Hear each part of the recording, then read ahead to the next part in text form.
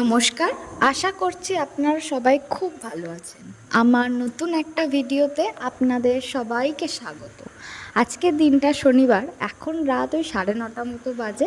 আমরা বেরিয়েছি কালী পুজো দেখতে যাওয়ার উদ্দেশ্যে।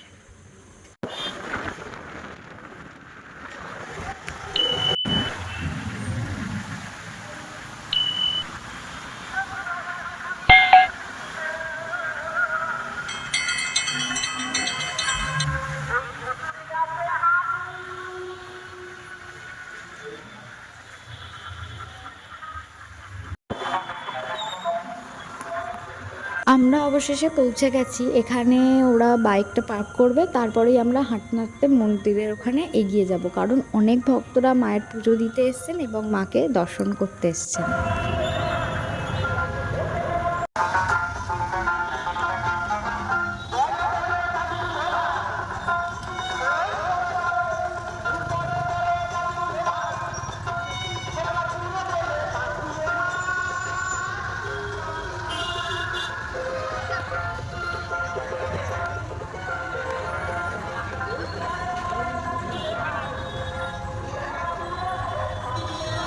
আমরা এখন যে মন্দিরটায় এসছি, রক্ষাকালী মন্দির, সেটা হলো গড়িয়া বাইপাসের ফর্তাবাদের একদম মধ্যবর্তী স্থানে যে মন্দিরটা, রক্ষাকালী মন্দির, সেখানেই আমরা এসছি। আর সেখানে বিরাট বড় করে পূজা হচ্ছে, সেখানে নানা মানুষের ভিড়।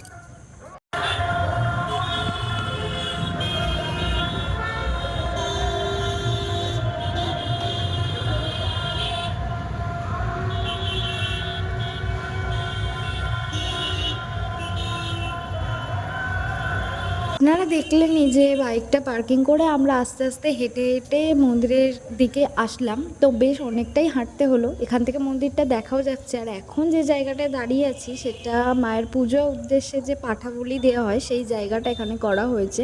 এখানেও অনেক মানুষ পুজো দিচ্ছে ভক্তি ভরে। আর এখান থেকে মন্দিরটা দেখা যাচ্ছে, আর পাশেই হচ্ছে ভোগের রান্নাবান্না। আর এখান থেকে মন্দিরটা আমরা ওপারটায় এবার আস্তে আস্তে এগিয়ে যাব। ভীষণ মানুষের ভিড় হয়েছে, আপনারা চোখের সামনে দেখতে পাচ্ছেন, বহু ভিড়। তো তার মধ্যে দিয়ে আস্তে আস্তে এগিয়ে যাচ্ছি মন্দিরটা দর্শন করার জন্য। এখানে তো মা এখন নেই, মা আসছে, মাকে আনা হচ্ছে রথে করে। উপরে স্ক্রিনে সেটাই দেখানো হচ্ছে যে গড়িয়া স্টেশনের যে রাস্তাটা দিয়ে, ওখান দিয়ে মাকে নিয়ে আসা হচ্ছে। বহু মানুষ ওখানে অনেক বড় শোভাযাত্রা করে মাকে নিয়ে আসছেন। আর আমরা এখন মন্দির দর্শন করতে যাচ্ছি।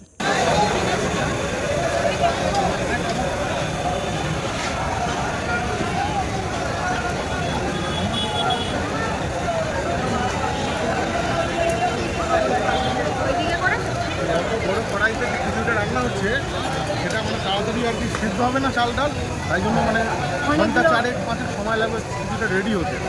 তাই জন্য রাতের বেলা ভোগ খাওয়াবে না, খাওয়াবে ভোগ অ্যাকচুয়ালি ভোর 5টা থেকে দুপুর 2টো পর্যন্ত।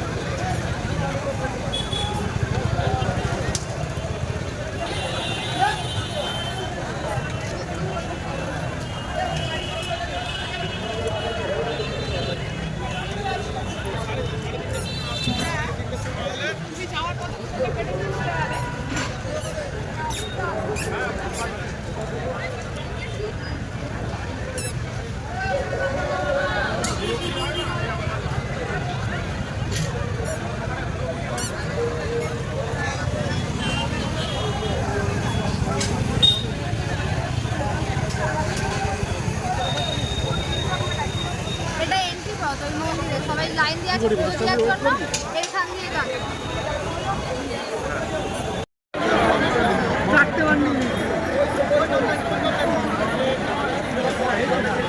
খুব সুন্দর এখানে জলোচ্ছ্বাস করা হয়েছে।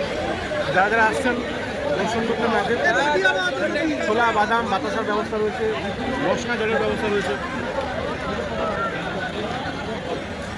এটা মায়ের মন্দির, ভিতরে ঠিক এরকম একটা ভিড়, কারণ বহু মানুষ লাইনে দাঁড়িয়ে আছে মায়ের পুজো দেওয়ার জন্য। আর এখানে বাবা মহাদেব আর তার সাথে পার্বতী আছেন এখানে বিরাজমান।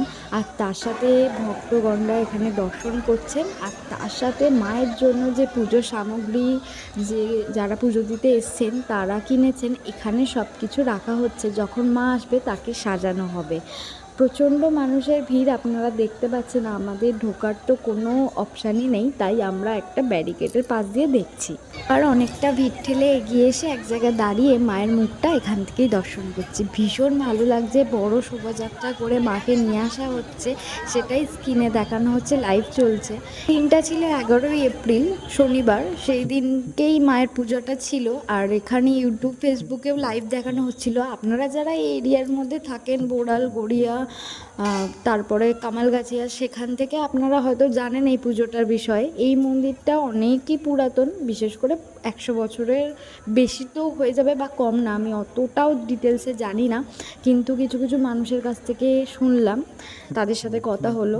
এই মন্দিরটা অনেকটাই পুরানো, আর বাইপাসের একদম মাঝখান দিয়েই মন্দিরটা স্থাপিত আছে। তো এখানে অনেক মানুষ সেই স্ক্রিনে মায়ের দর্শন করছেন।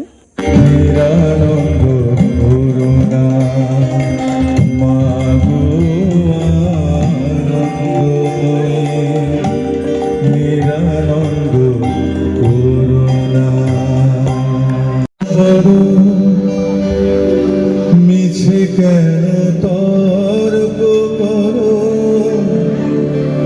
কালী নাকি কৃষ্ণ বড়, মিছে কেন তর্ক করো, আত্মশুদ্ধি করতে হলে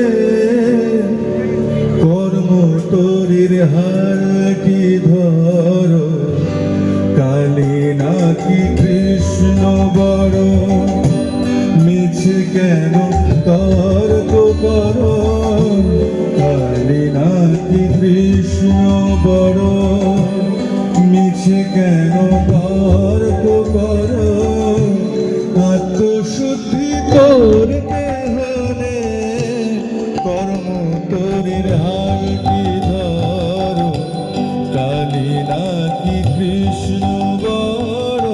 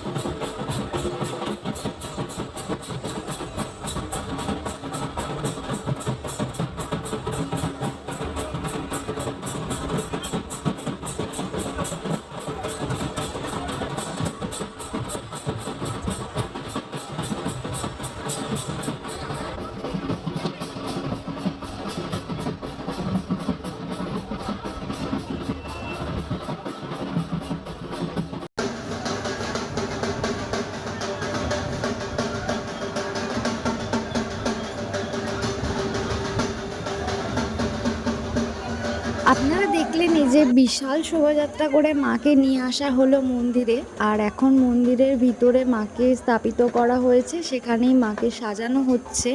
অনেক মানুষ মাকে ঘিরে এখন সাজাচ্ছে পূজার জন্য। ততক্ষণের অপেক্ষার অবসান হলো, মাকে দর্শন করলাম খুব ভালোভাবে। পিছন থেকে দেখতে পাচ্ছিলাম না, কারণ ওনারা অনেকজন মিলে সাজাচ্ছিল, তাই স্ক্রিনে সবাই মিলে আমরা দেখলাম। ওখান থেকে এবার ভিড় ঠেলে এসে আমরা এখান থেকে এখন লস্যি নিয়েছি। মন্দিরের অপোজিটে বিশাল মেলা বসেছে, অনেক ভিড় সেই মেলাতে। আর এখন আমরা মেলাটা দেখতে ঢুকেছি, মেলাটা একটু ঘুরবো। আর তার সাথে তো কন্টিনিউ চলছে বাজি পোড়া, সেটাও বেশ ভালো লাগছে মেলার সাথে। একটু মেলা ঘুরে তারপরেই আমরা বাড়ির দিকে রওনা দেবো ভেবেছি। তারপরে সুগন্ধা এখানে বললো যে ফুচকা খাওয়া যাক। এখন বেশ রাত, আপনারা তো দেখলেন যে কটা বাজে, এত রাতে আমরা খাচ্ছি এখন ফুচকা। আজকে ভীষণ গরম পড়েছে, আর তার সাথে এত মানুষের ভিড়, সারাক্ষণ হাঁটছি আর ঘেমে যাচ্ছি, কিন্তু এই গরমে ফুচকাটা বেশ ভালো লাগছে। ও তো ফুচকা খেতে অতটাও পছন্দ করে না, যেখানে আমি যাই আর সুনন্দা যাই সেখানে আমরা দুজনে ফুচকাই খাই। বলছিলাম যে মায়ের যারা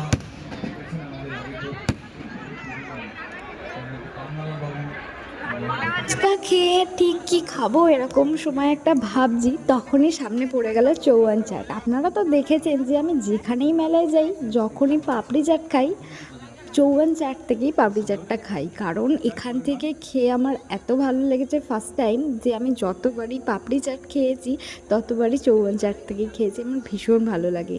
আপনারা কারা কারা আছেন যে পাপড়ি চাট খেতে ভালোবাসেন কিন্তু ভালো দোকান খুঁজে পান না, এটা দেখে রাখুন, অবশ্যই ভালো লাগে।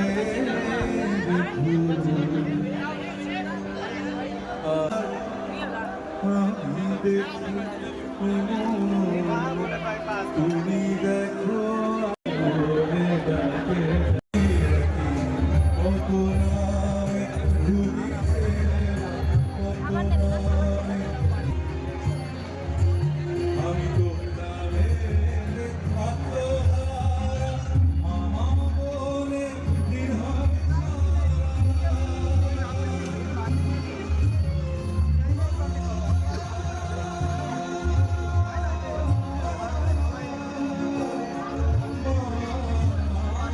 চৌহান চাটে যে দোকানে যে মানুষটাকে খুঁজি, এটা হলো অজয় দা। এই যে সামনে সুমনদার সাথে গল্প করছে, আমিও আছি।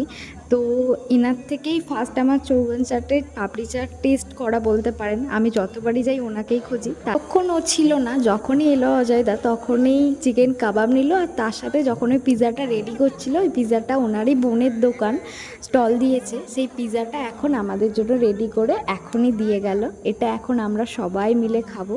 পিৎজাটা চিকেন, সুইটকর্ন, তার সাথে অনেক ভেজিটেবল দিয়ে বানানো হয়েছে, বেশ ভালো লাগছে খেতে। ওনার বোনের যে স্টলটা পিৎজা, তার সাথে ওখানে বার্গার থাকে, আরও নানান রকম খাবার, অনেক ফ্রাই থাকে, অনেক স্ন্যাক্স থাকে, এগুলো দিয়ে। আমি কাবাব শেষ করে এই ফার্স্ট পিৎজাটা মুখে নিলাম, ভীষণ ভালো লাগছে খেতে, অনেকটাই টেস্টি হয়েছে। আমি বলবো ডমিনোস বা আরও যে KFC আছে তার থেকে দুর্দান্ত খেতে। চলুন আসি তাহলে, আবার নতুন কোনো একটা ভিডিওয় দেখা হবে। আপনাদের যদি ভিডিওটা ভালো লেগে থাকে তো ভিডিওতে একটা লাইক করবেন, আর পাশে থাকার জন্য চ্যানেলটিকে সাবস্ক্রাইব করবেন। আসি, ভালো থাকবেন, টাটা সবাইকে, গুড নাইট, টাটা।